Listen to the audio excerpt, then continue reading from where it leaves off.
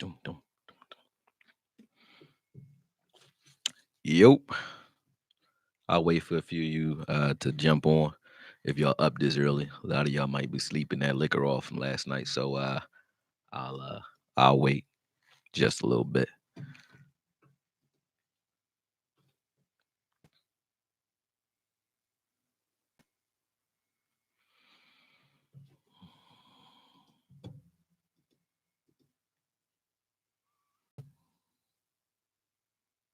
All by myself. Pull up then. What up? You lucky. I was about to start singing this shit. Y'all motherfuckers is fucking up. Like, hey, where you at? Where is you at?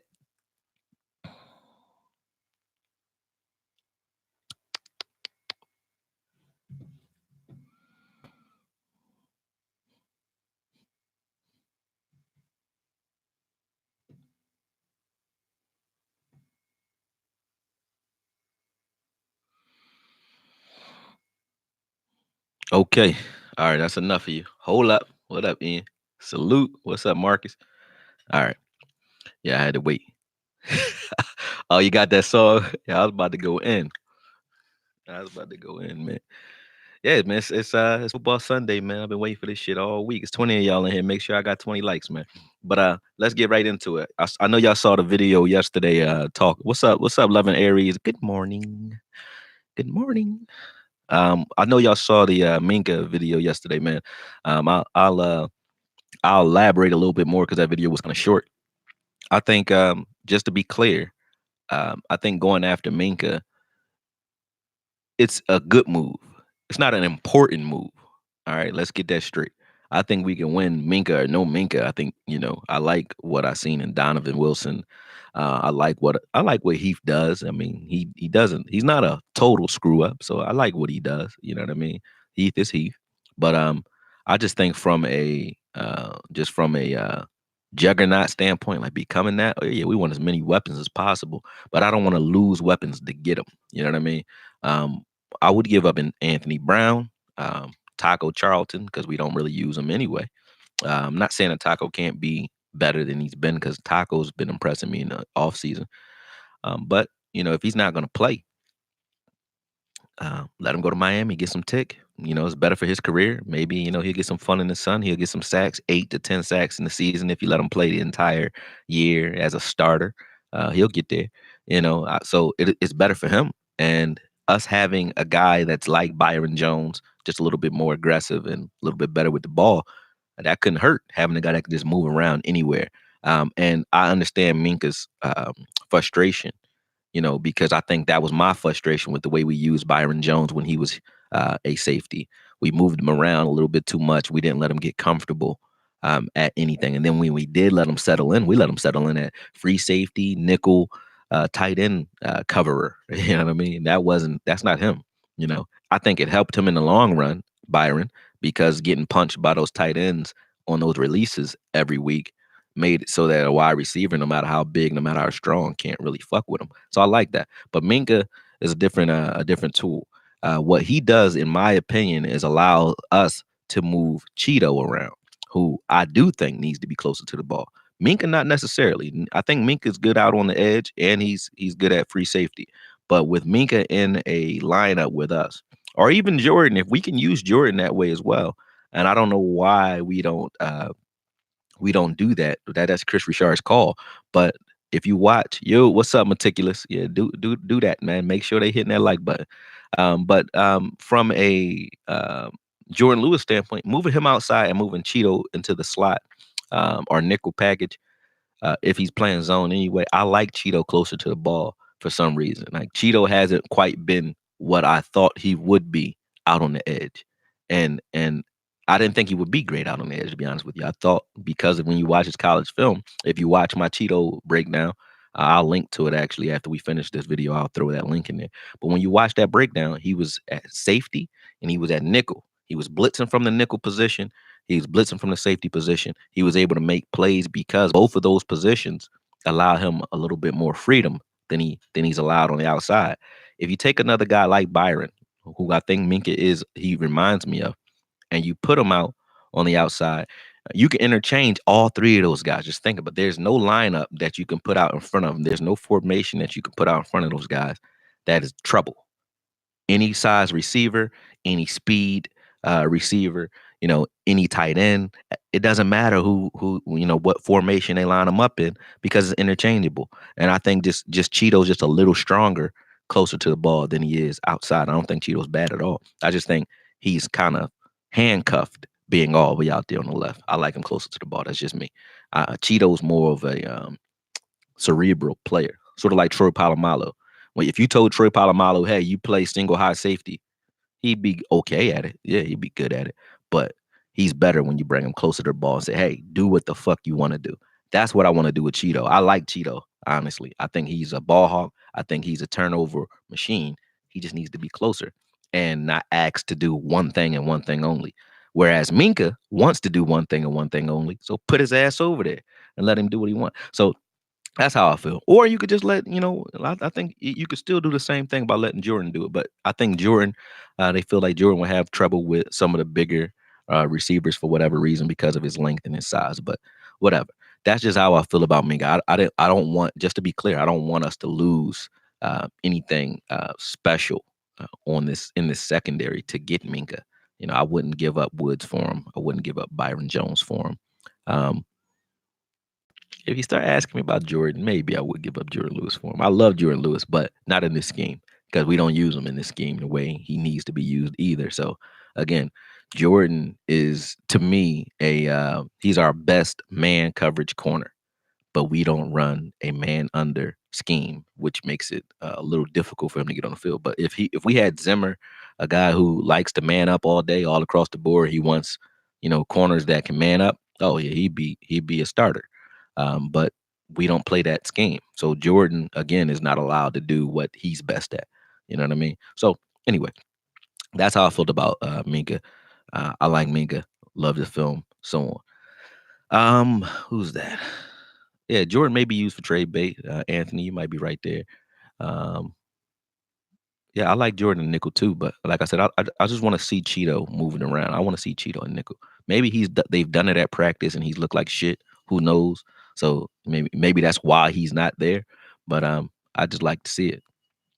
Lord Brunson, my ninja. What's good with you, brother? I see you in here up and early, man. I figured you would be live on your joint, but I appreciate you gracing us with your hater of a presence. I couldn't hardly even say it, man. But yeah, I feel you. I'm going up and down just seeing who the fuck in here. Tyrone Church, what up? Hello, everyone. You all polite. You must have went to church this morning, man. He said, hello, everyone. Hello, Tyrone. You know what I mean? Oh man. What's up, Ian? All right. Moving on.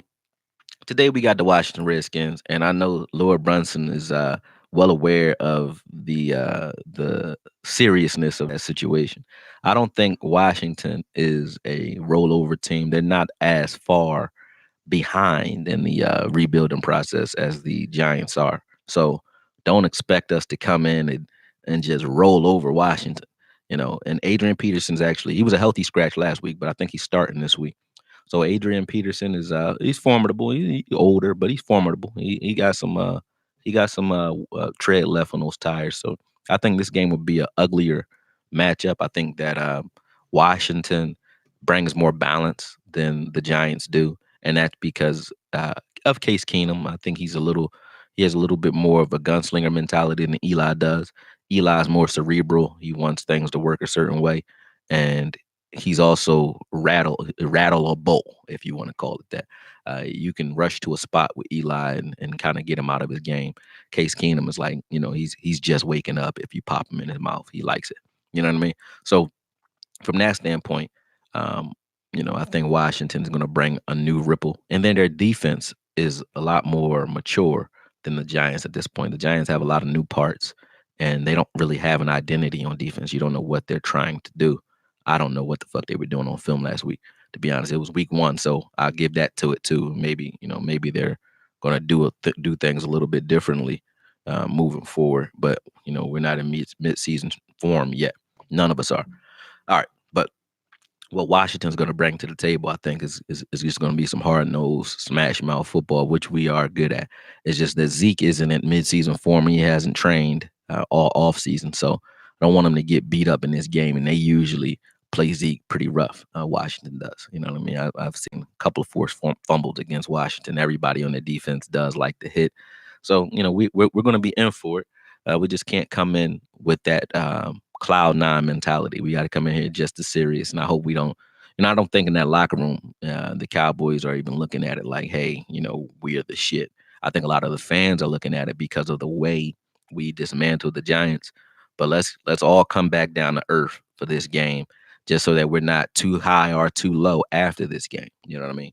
Until we get to week four, until we get to week four, we should not be impressed by. You wouldn't be impressed by a kid, in fifth grade saying, "Hey, I can color within the lines." Right? You would if your son came to you and he's fucking 10, and he's like, "Hey, Dad, look at what I can do. I pottied all by myself." You're not gonna clap for that. These are things that we expect of someone at that stage, right? So I expect us to beat Miami that's fucking disheveled. I expect us to beat Washington. I expected us to beat the Giants. I expect those things. And I expect us to play any good team hard. What I expect to see, though, in these games for the next 2 weeks until we play the Saints and then Green Bay, that's when I'll be like, okay, those are our tests. These games are tests, but they're tests in the sense that we should be able to overcome Washington and Miami, not with ease, but with an undisputed type of feeling. It should be like, look, there's no doubt they were the better team, not struggling and scratching and clawing to beat these guys because we are the better team, not only on paper, but I really feel like in execution, Washington, they just don't, they don't have any playmakers that are like one punch guys. There's nobody on that team that's like, yo, who on offense, right? Defensively, the only name that really stands out that I really bang with is, you got Kerrigan, who's always going to be rough to block. And you got Payne, who's a bitch up in the middle. I mean, when I mean a bitch, I don't mean bitch ass. I mean he's a bitch to block. And then you got Josh, who I still respect. And then out there you got Landon Collins as well. I don't know if Collins is playing or not, but I believe he is. But they have some playmakers on their defense, so Dak got to watch out. But Dak hasn't been he hasn't been prone to turnovers except for fumbles. He fumbles a lot, but he doesn't throw a lot of interceptions.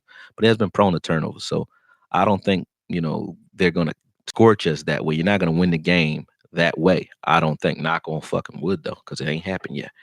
But at the end of the day, I expect us to beat Washington handedly, right?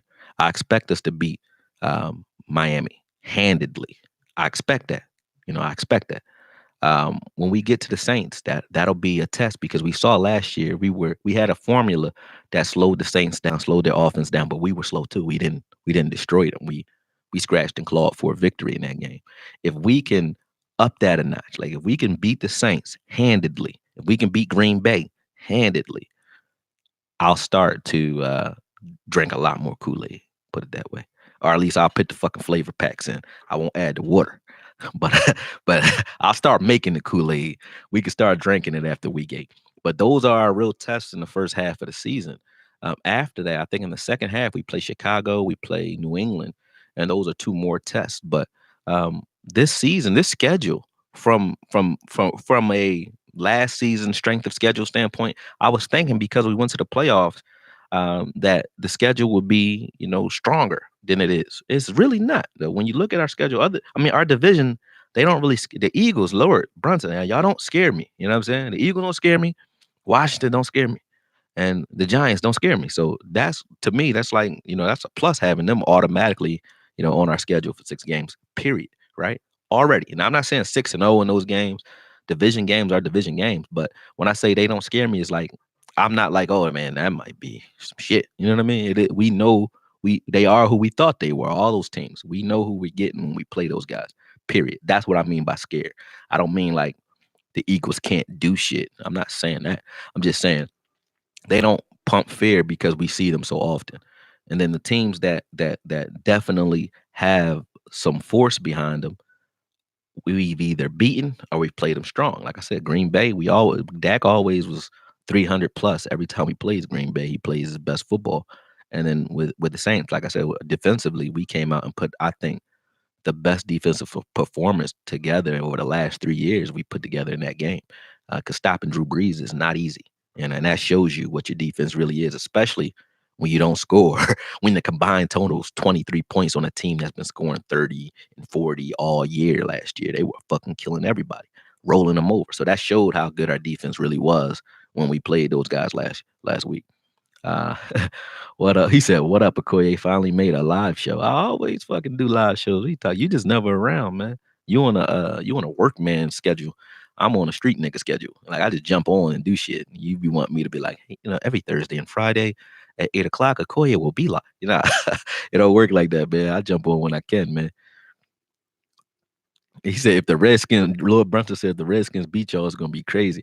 Yeah, it's gonna be crazy. It's gonna be crazy. I'm gonna be talking some shit for sure. I'm gonna be mad than a motherfucker if we lose. Like losing to the Redskins, I say, hey, you back at the drawing board. You gotta figure it out. Like, what the fuck are we doing? Because we should not be losing to the Redskins. We shouldn't lose to the Redskins. Shouldn't. I'll bet. Oh, y'all betting? Speaking of that, I ain't really get into that because a lot of you guys, some of you guys anyway, don't bet. Hold up. Marcus, stop riding my sack and keep it football, champ. Oh, y'all talking greasy in here, man. Damn, damn. Y'all leave Lord Brunson alone, man, before you go Broad Street. Ooh, y'all ain't talking shit. Who said something? Marcus Calloway, that's you? Yeah, Mark, he bought that business though. Lord Brunson, like Marcus, follow me, man. He get gully, so you might want to watch yourself, brother. You know what I'm saying? 66 of y'all on here. Make sure y'all hit that like button, man. All right, what up, stunt man? But anyway, like I was saying, um, we didn't lose. If we did lose to Washington, I would say we need to go back to the drawing board and figure out what's what. Those of you who do bet, I didn't see any line changes from the video that I put out before. Remember, you guys can bet with me at mybookie.ag. You can find the link for that in the description. Just sign up, and I think they give you like $1,000, up to $1,000 on your first deposit. Match you up to $1,000 on your first deposit. Um, and like I said, I went on a run last week, so let's keep going on runs, man. But yeah, the picks, I don't see the lines changing that much. I think New England versus Miami might have changed a little bit. I'll go look at that real quick for y'all, and then we can get back to talking Cowboy football. Hold on one second.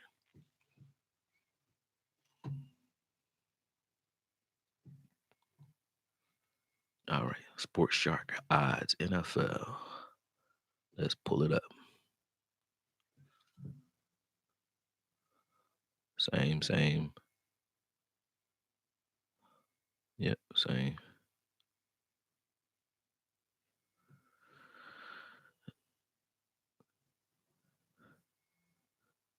Same. Oakland and KC got a little bit closer. Oakland is a 7-point underdog, but that game still goes the same way. And Miami, actually, the line changed drastically in the Miami New England game. It was minus 18. Now it's minus 10. So New England only has to win by 10. I like that a lot. It depends on whose site you're on, though. I think opening .com, theirs is 9, but you have some lines out there that are 19, 18, 18, or the average is still the same at 18. So it just depends on who you bet with. Opening.com, theirs is at minus 9.5. That's the best line I've seen.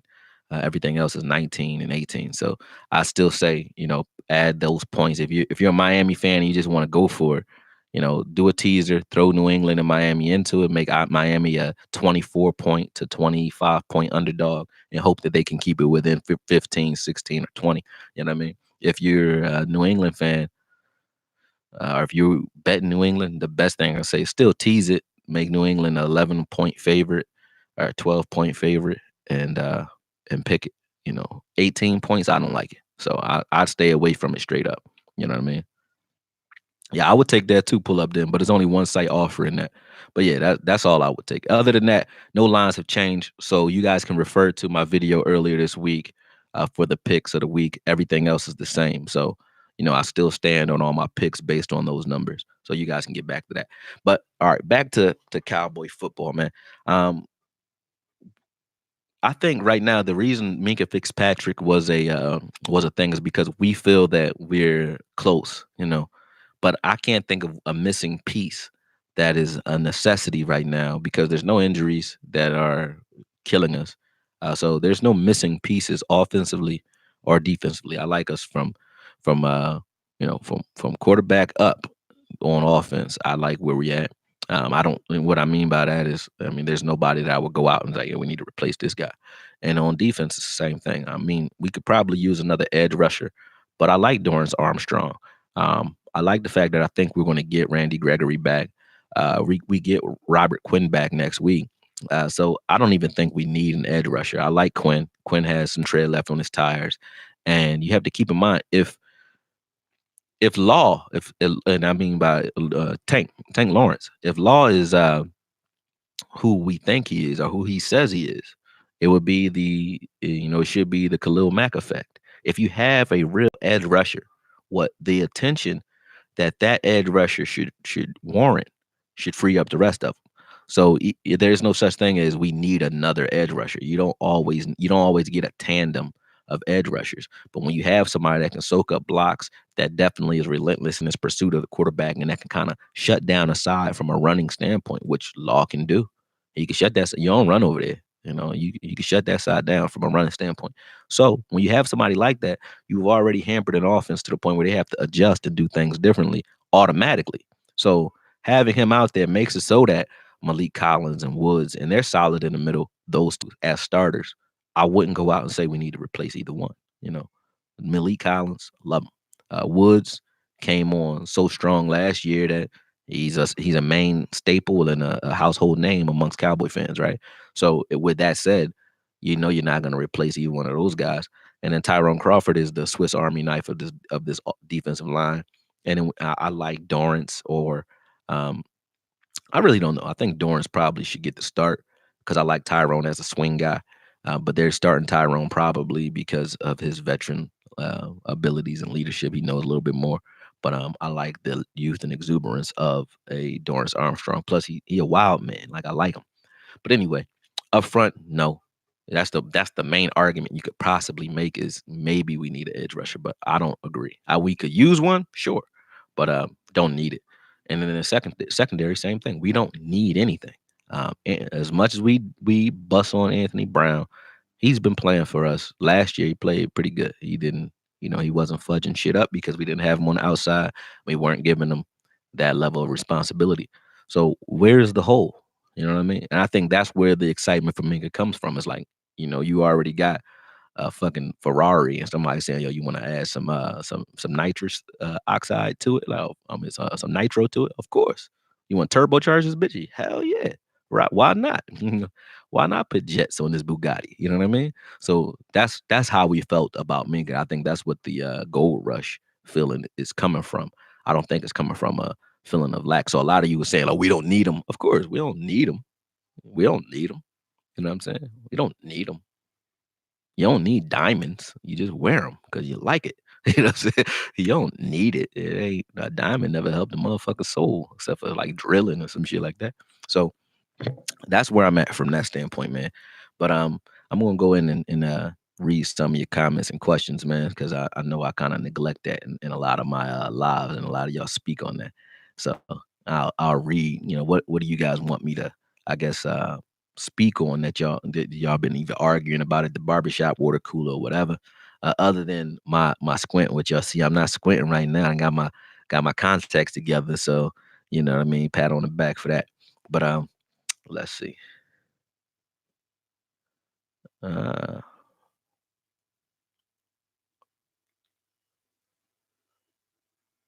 y'all cursing each other out of here, man. But Gregory needs to get that reinstatement going. What the fuck he waiting on? Y'all mad at Gregory, man? I think he already submitted his application. I don't know what's going on with it, but I think he submitted it. I don't know how many wide receivers we're rolling with today, but we can go on Dallas Cowboy website and figure it the fuck out. Pull up.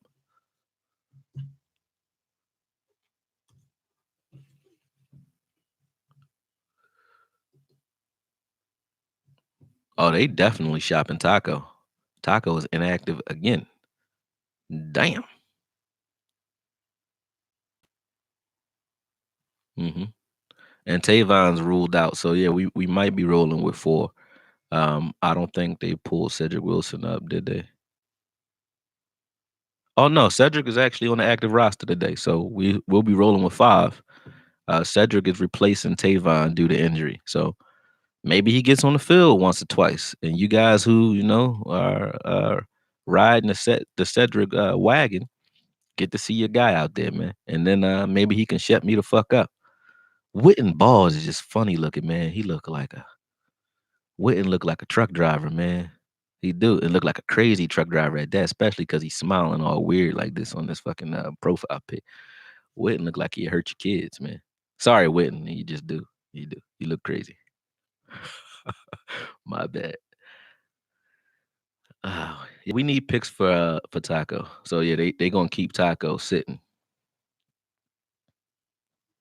We gonna see what Cedric can do. I mean, I'm not hype on the dude. So let's see what he can do. I'm not hype on him though. So if he show me something, I'll take it in stride just like anybody else.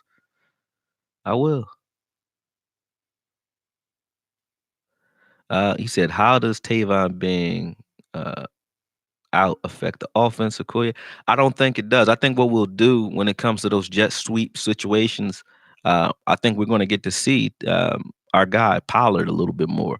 So in those formations where Tavon is usually jet sweeping and we have Zeke in the backfield. I think instead of it being Tavon, you might see a lot of two back situations where Pollard is out there doing. I mean, that's what I would like to see. That would be sick, man. Having Pollard threatening a jet sweep while you got Zeke in the backfield. Like I've been waiting to see that. I don't know. I'm hype about that. So I hope that's what we do. And if you guys haven't done it, do yourself a favor, man. I might link to that too in this video, underneath this video. Watch John Gruden's, I think it's Gruden's Camp. I forgot what the fuck the name of the show is. But just Google or YouTube John Gruden and Kellen Moore and just sit and watch it. It's like 25 minutes long. I'll jump off of here probably like 12-ish, 12:30-ish, somewhere in there. And you should probably watch it. It gives you insight on where Kellen Moore even got his offense from. I watched it and I watched it twice. Right, I watched it a while ago when we first decided to use him as the OC when he first got the job, and then I watched it again, half of it last week, and just watching how Boise was moving guys around and where those formation shifts come from, you see what Kellen's vision is, and if I'm right, then Tony Pollard will probably be the one doing the jet sweeping. Like he likes to use everything at his disposal. Kellen Moore does. He was doing that as a quarterback. He's a son of a coach. He's a football. He comes from a football family, and his mind is a lot more powerful football wise than his body. Obviously, that's why he didn't make it as a quarterback, but his mind is definitely there, and I respect it. I disrespected the dude because of youth, but I had to go back and just let's just let's prove it with the film, right? So let's just do some research on him. So I went back and I just started watching. When I get bored, I ask myself questions and I answer them. Sometimes I talk to myself, and it's not that crazy. But anyway, um, seriously, the kid, and I don't want to call him a kid, the OC, Kellen Moore, definitely is a godsend. I think he was hampered by the fact that we had him behind Linehan, because watching those shifts in Gruden's camp, I think it's called Gruden's film. I don't know what the fuck the name of the show is, but watching the way Boise was able to um, just confused the shit out of defenses. Just watching that film was just crazy. And I think that's what we have in store for a lot of these defenses, especially guys that want to man up underneath. You can't do that. You man up underneath against us unless you got assigned guys. Everybody has an assigned man and you just follow them all over the place. That's a nightmare trying to figure out who's responsible for whom when you have, a bunch of trips situations that are shifting into other formations. So you have a trips that are shifting to an I formation, or a trips that are shifting to a shotgun that are shifting to a pistol. And it's like they just do a lot in Boise in that film. And I think if he's installed half of that into the Cowboys offensive scheme, defenses are in for it because of mismatches and mismatches alone. And just listening to what he's saying, you can get an understanding for how it's Gruden's camp. That's what it's called. Yeah. Thanks, Marcus. But yeah, listening to what he's saying, um, you get an understanding for how he thinks and where he wants these mismatches to come from. You said live is I mean not live. Mark Holmes is live and he's tailgating at Field. All the Cowboys Nation is there, and he said America's team is in the house. I like that, man. I like that. We always show up though everywhere. Can't wait to see Cedric. Thoughts of moving Woods down and Heath at free. I don't know. Heath in the box, I think is better to me. Woods he's a willing tackler, but I think he hits wide receivers a lot better than he hits running backs. I've seen Heath put a fucking fullback in a coffin, man. So I mean, I'm serious. Like, it was a Saints game last year. Number 42 tried to pull and came down in the box against Heath, and he fucking flattened him. He flattened him. So Heath, when he's on all cylinders, there's not a person there's not any personnel that I think he can't blow up. He'll blow anybody up. So I like Heath in the box more so than Woods. I think Woods is better roaming single high. And like you said, the reason we haven't been tested deep, Fred, think about it. It's because Woods is the fuck out there. You get tested deep when there's something deep to test. And if it ain't broke, don't fuck with it because we ain't getting beat deep. So leave Heath where he at. I think he should be closer to the line. But they are interchangeable here or there. You'll see some Woods down in the box every once in a while, but I don't think that's what they're asking him to do. I think he fits that Earl Thomas role perfectly for us, the way we want him to anyway, minus the turnovers, even though he forced one last week. He forced one last week. So shout out to Woods for that forced fumble. I ain't forget you. But yeah, I think that's just the way we're gonna be. We ain't switching that up. Justin Quarles, what do you think about Tristan Hill being inactive? Should we be patient and let Rod do his thing? I mean, this is what I'll say. And at first, I was on Tristan Hill's ass, right? But we won't know what Tristan Hill is until next year.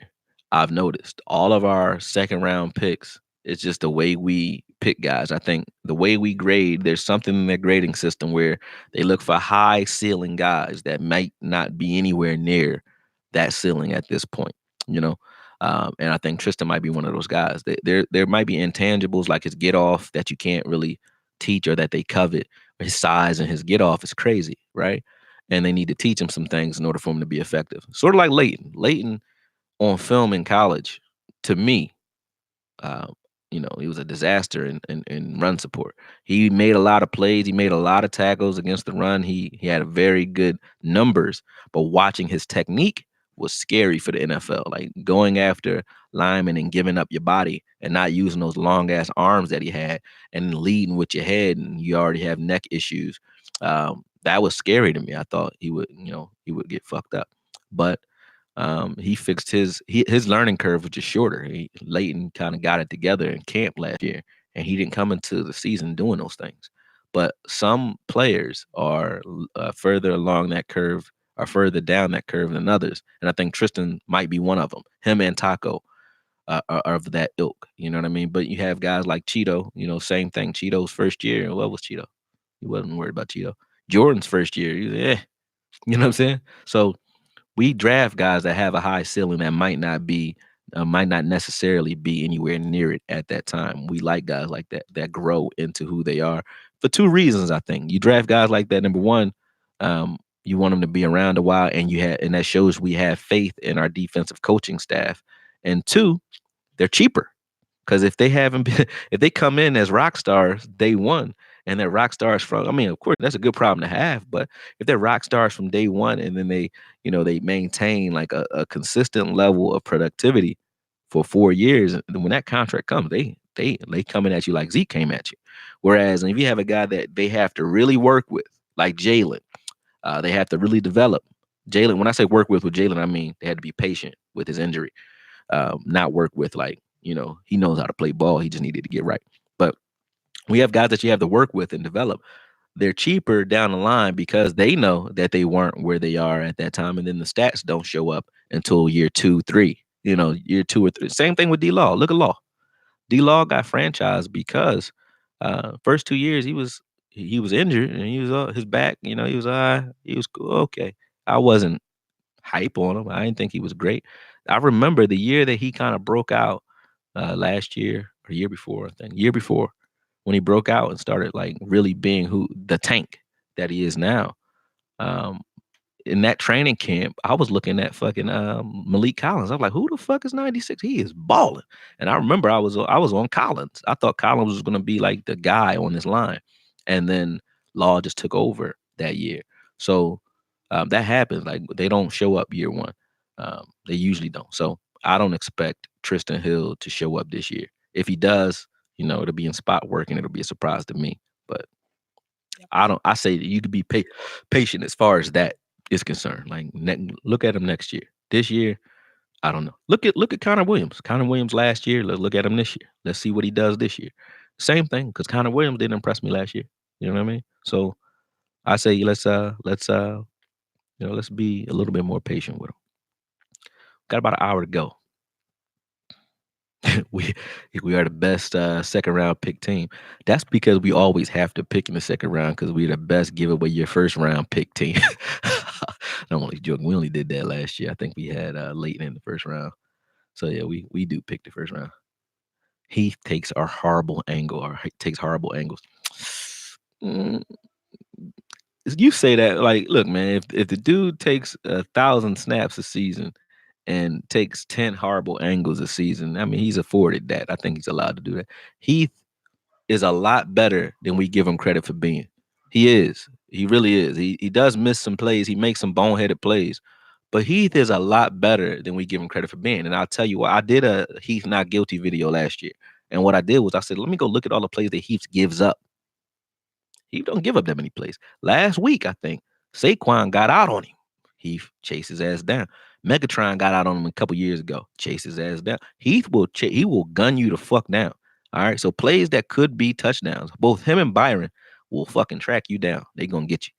They got crazy explosion and speed, especially when it comes to pursuit. And Jalen too. Jalen will come get you too. So will LVE and Law. So those are guys. We have guys who hustle to the ball all over the ball on defense. So you could say, yeah, Heath take horrible angles. I'll give him one or two, yeah. But also pay attention when Heath lining people up, though. Give him his credit for lining people up because Heath will knock the shit out some people, man. And when he does it, I don't hear nobody ever say it. Like I never hear nobody say, "Hey, Heath do some amazing shit out there." You know what I mean? He doesn't even get spoken of in the conversation as being, a top 15 safety in the NFC. Yeah, not even. They talk about him like he's like he's trash. You know what I'm saying? And he's not trash. He's not trash. I think he's underrated. I do. And I think he might have been misused in years prior. I think his second year under Chris Richard, where he doesn't have to think and he kind of knows what his role is, they were trying to figure out what they were going to do with both him and Woods last year and Frazier. So they kept rotating all three of those guys like double Dutch, man. Now I think Heath is where he's at unless we bring somebody in like Minka. Heath's going to be there. So you're going to see a better Heath this year. Not that's me speaking on that because all the intangibles are there. You got that Darren Woodson size. He's about 6'2", 212. That perfect size. Got great speed. He is a smart player. He got great athleticism. You know what I mean? He is physical. He has some lapses in focus. That's his only knock, in my opinion. He lapses in focus every once in a while. But to knock him the way we knock Heath, we're disrespectful. We disrespectful. Heath is not he's a developing safety, right? He ain't come from a big school. He ain't come up here as a top draft pick. He's an undrafted killer. And he needs to be respected as such. You know what I'm saying? Like if you respect Dak and you guys who make arguments for Dak, I don't know how you don't make that same argument for Heath. I don't get it. Because if you make the argument that Dak is developing quarterback, he ain't supposed to be doing it, but so is Heath. Like he is developing safety, man, and he's coming along the way he's supposed to come along. The only play that I hold Heath egregiously accountable for, and if he does this again, then yeah, fucking shit can him. is Jared Goff running 11 yards right in front of your fucking face. That I don't even think that had anything to do with a lapse. I think Heath had a lot of money on the Rams. And that undrafted paycheck just ain't what it used to be.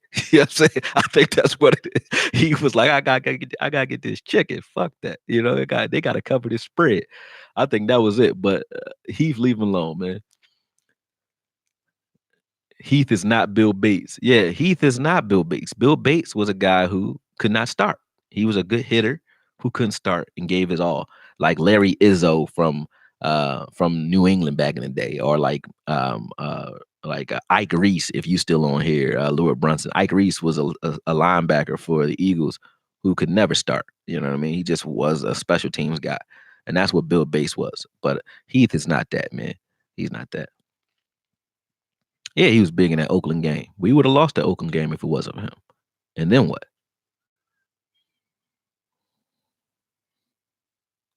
Who we draft? You talking about we need to worry about the drafted defensive line that can't get on the field? You talking about Tristan Hill again?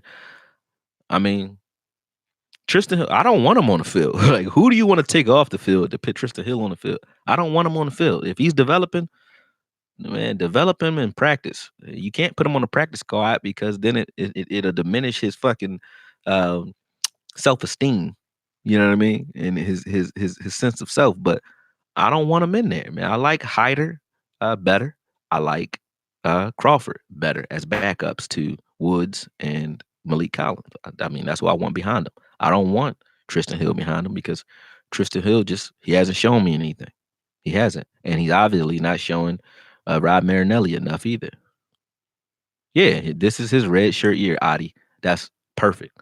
That's perfect. Look at even Wilson. Wilson now is his second year. He about to get on the field for the first time. That's just what we do, man. And that's why we get so excited about Lance Lenore's and Andy Jones's and those types, and Matt Johnson's and those types of guys, because we know that Dallas Cowboys, we don't speak about it. Nobody talks about it because everybody talks about New England being the New England way. New England goes and gets a bunch of rusty old people. You know what I mean? They're the opposite of us. They go get they don't develop players that often. When they get a player that they do develop, they treat them the dirtiest. They get them the fuck out of here. Like, I mean, you're gone. You're out of here, buddy. As soon as it's time for you to make some money, you're out of here. Get the fuck out of here. They go get old guys that still have some tread left, and that gave them trouble, both in their conference or in games that they played. And they're like, hey, Bill Belichick said, I know what I can do with that guy, and he'll bring them in. We don't do that. We used to try it. We used to try to go get the Dion. We used to go for the blockbuster trades and shit like that. Now we like young developmental players, and that shows that it's saying something that the coaching staff definitely, whether it be, I don't know if Jason Garrett is the best winner and a decision maker in games, but from a development standpoint, offensively and defensively, whether it's the offensive line, wide receivers, running backs, we bring guys in that are young. Either we go get them young or we draft them, and we develop guys into who they should be as players. We've been able to do that. And what I've noticed is players who play for us and play great for us that came from here, they usually don't do the same things when they leave here. They'll go somewhere for a year or two and then disappear. That shows like this system and this scheme and what we put together here really means something. It shows because you can't really name too many players who left the team and they're just like rock stars elsewhere, or they were kind of average here and they're rock stars elsewhere. We have guys who started here who we found who kind of got their start elsewhere, though, like Travaris Ward. And I watch him play for the Kansas City Chiefs. He starts every fucking week. And he was undrafted by us, and we kind of showed the world who he was.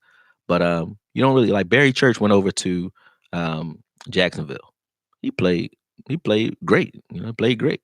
I don't know if he's playing this year though. You know what I'm saying? He ain't making Pro Bowls and shit, but he played pretty good. You know what I mean? You had Wilcox went to Pittsburgh, and he went to Tampa Bay, or vice versa, one or the other. I don't know if he's even still in the league, but we don't usually see guys leave us and then they be like, damn, we don't have that Khalil Mack effect. We're like, damn, why we let that guy go? We had Hatcher. Hatcher was balling. He left. He went to Washington. Disappeared. Scandrick. We had guys who've been in the league for a while who play for us and play well and who are names when they're playing with us, and then they leave and it's like, "Eh." That's because what we cultivating here means something. It does. I mean, you don't have to agree, but I mean, it's on paper. That's what it is. Martellus Bennett, that's one. That is true. He's one. Leary, when he went to Denver Broncos, he won his ring. Dudes like DeMarcus Ware, but we let Ware go due to money and injury. We didn't think he would get back to where he was going to be. Bruce Carter left. I think he went to Tampa Bay. He didn't do shit. I don't think he did. No. He went to Tampa Bay, and I think he played for the Raiders. Yeah, see? Barry Church is not on the Jags anymore. See? We need a coach developer. Y'all fucked up, man. Oh, man, y'all fucked up. We do. I ain't gonna lie. I started that probably. Shout out to South of Heaven 88, man. Thanks for that $2. Can you have a wrench? I'll give you a wrench next time, man. I gave Meticulous Cowboy the wrench this time. Where is he? Is he wrenching? Meticulous, you wrenching in here, ain't you? Where you at? Let me scroll up. If he ain't wrenching, then I'll let you wrench because maybe he left. No, he putting footballs up and shit. Why don't you put some like make sure me dudes is liking, man? How about you do that, bro? You know what I mean? But yeah, because you got somebody fighting for your job, man. I know, but I can't fire a volunteer worker. You know, I can't follow. I can't fire him, man. He doing his job. Let him do his thing. Man. Leave him alone. All right, but yeah. Next time I got you, South of Heaven. Got you. Barry Church work for the Cowboys now. Oh shit, he do. Damn, that's dope. He probably developing safeties too, huh? Learn something new every day, B. Oh, he worked for the Dallas media. How the fuck he retire? He ain't got a job. That's disrespectful. I would take Barry Church back. I would take him back. I would take Barry Church back in a heartbeat. I like Barry Church. Give him a veteran contract and let him fuck some shit up. I like Barry. Maybe he's injured or maybe he's just tired of football. Who knows? Let's see. Sean Lee should retire. I mean, a year ago, I probably would have cursed y'all for saying that. I'm like, don't you disrespect Lee. I would have went off on you. But if he gets hurt again this season, a non football contact injury, like those soft tissue injuries, like the ham hocks, yeah, let him go. What up, Coffrey? Let me see what else y'all saying out here. Yeah, I told you, Aries. I like Barry Church. I think he can do some things. Leighton Vander Esch, next Brian Urlacher. No, I don't think he's the next Brian Urlacher. I mean, he does have an Urlacher level of, I mean, his size, and he's a white guy, so that's why people automatically say Urlacher.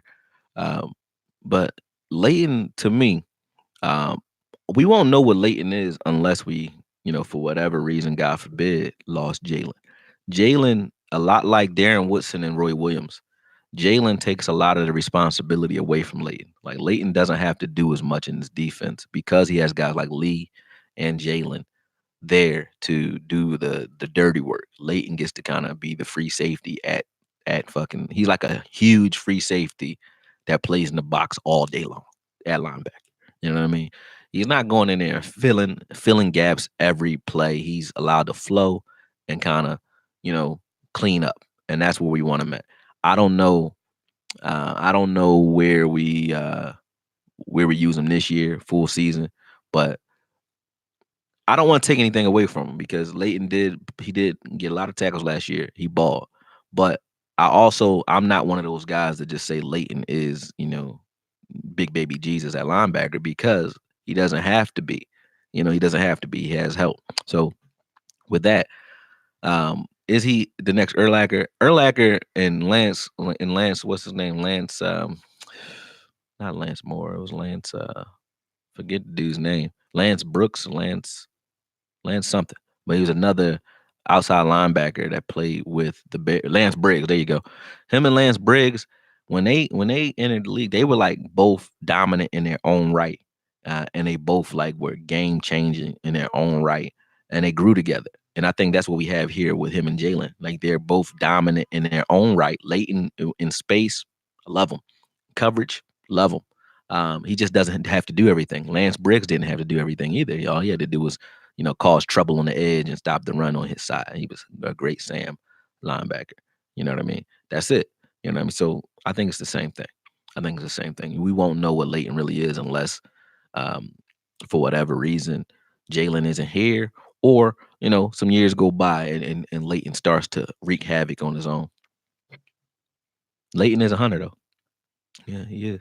He's definitely not what a lot of us thought he was. Now, I'm not gonna say us. I say us. When I say us, I mean Cowboys fans. Just to say it, I didn't think he was trash when we drafted him. I just thought that he wouldn't be as durable at this level because he was leading with his shoulder a little bit too much in college. And I watched the game. He was actually playing against Gallup. He was playing against Gallup, and when he was, he ran into, I think, their running back on a passing play, and twice he got up woozy as hell, and the second time he got up, and I think it knocked him out of the game. His neck, he had a stinger, his neck was fucked up. I said that's because he keeps leading in there with his head. He doesn't do that anymore. He uses those long ass arms. So mm, we'll see. We'll see what he can be. Oh, he's fast as a motherfucker. Yeah, he fast. Better be fast. He was playing 8-on-8 football. He got to cover a lot more ground than anybody else. So his angles are great, and his coverage is great because that's what he's used to. That's what he was playing in. I did say that Sean Lee. He said, "I remember you said Sean Lee has seen an injury he didn't like." That's true shit. I be talking shit, man. Oh no. Yeah, Brandon Carr is doing pretty well with the Ravens, but Brandon Carr wasn't a Cowboys cultivated player. He was a hired gun, so I didn't expect him not to do good. He was playing with the Chiefs before we got him, and when he came here, we expected him to continue doing what he was doing over there. So Brandon Carr doesn't really count because he wasn't homegrown.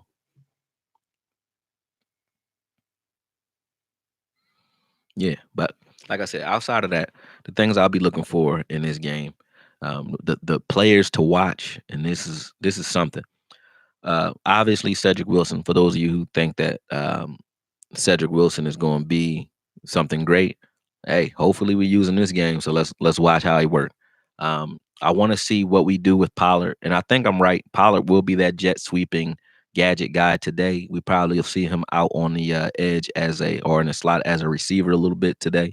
Might take a shot or two at him too. You never know. But watching um,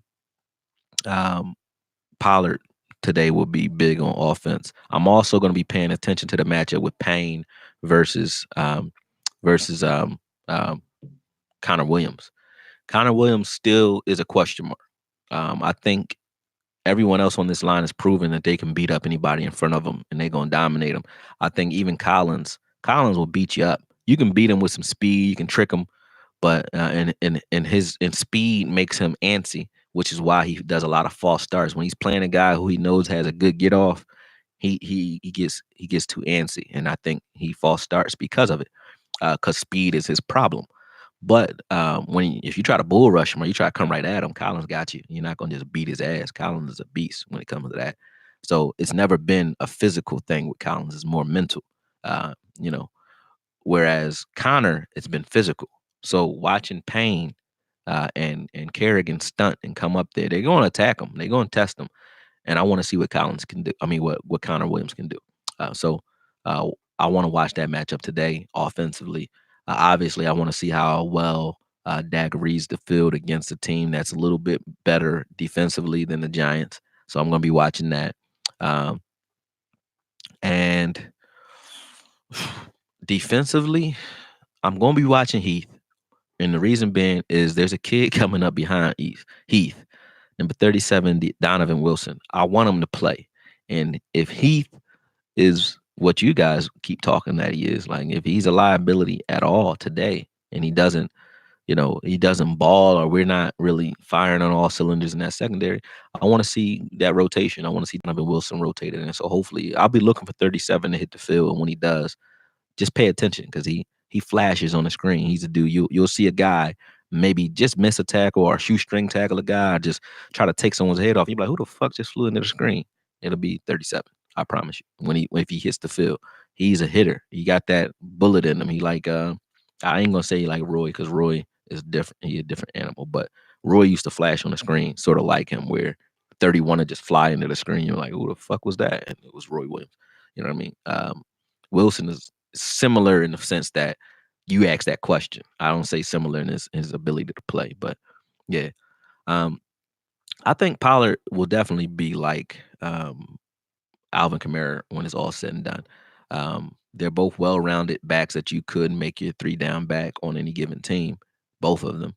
But being used in a two-back scheme suits them physically because you're not asking them to do too much. And yeah. Wilson is number 37, Lovin Aries. Sorry, yeah, that's number 37.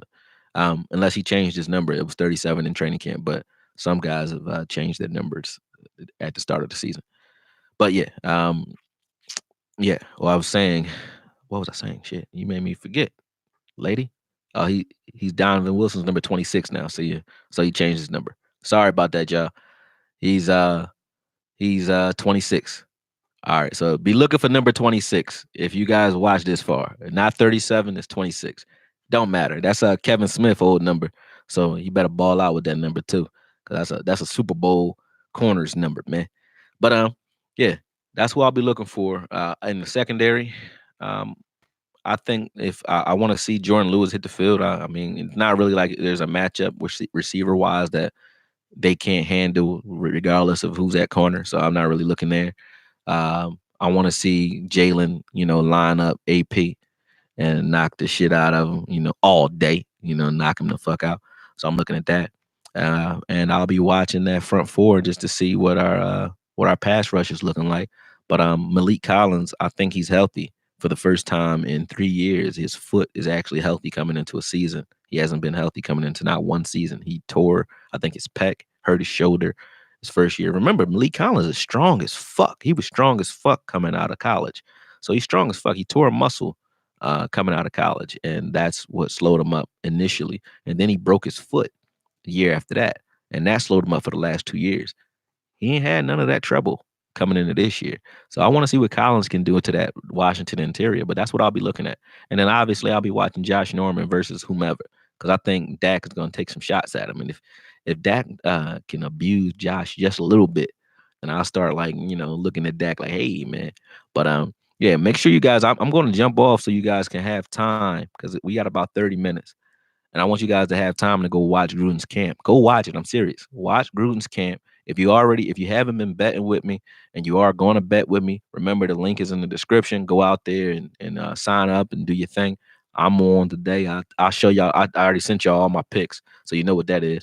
But definitely go watch Gruden's camp because you'll start seeing where the anticipation, like Dak was looking a lot like Kellen Moore in Boise State last week.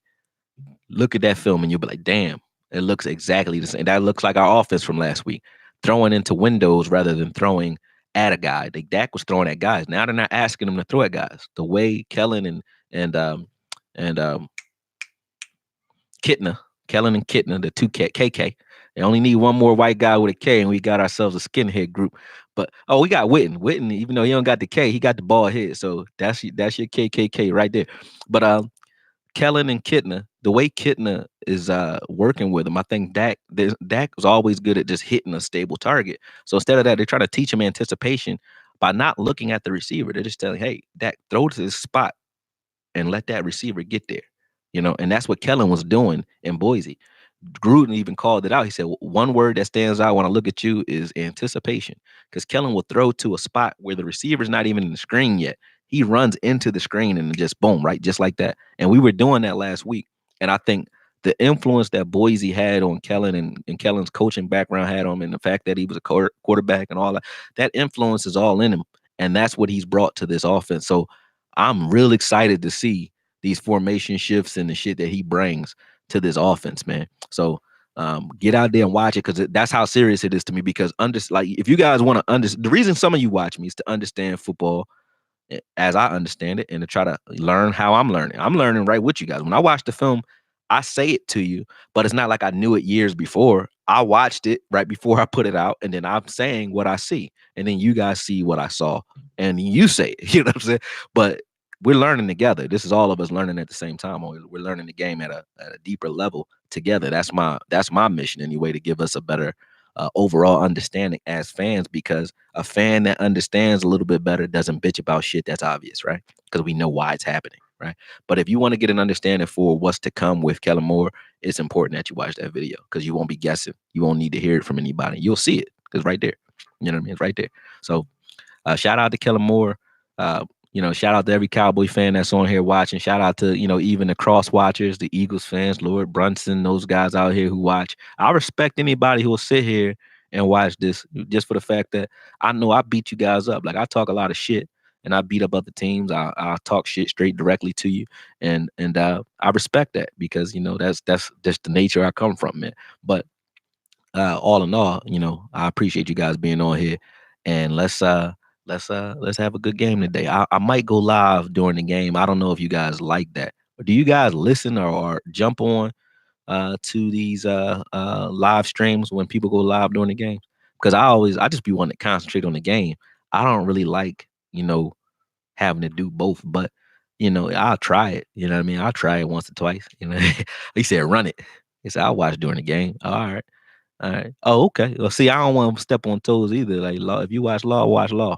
Do you think I'll be watching Law too? But I just never understood, like, well, why do people jump on live during these fucking games? Because I want to watch the game.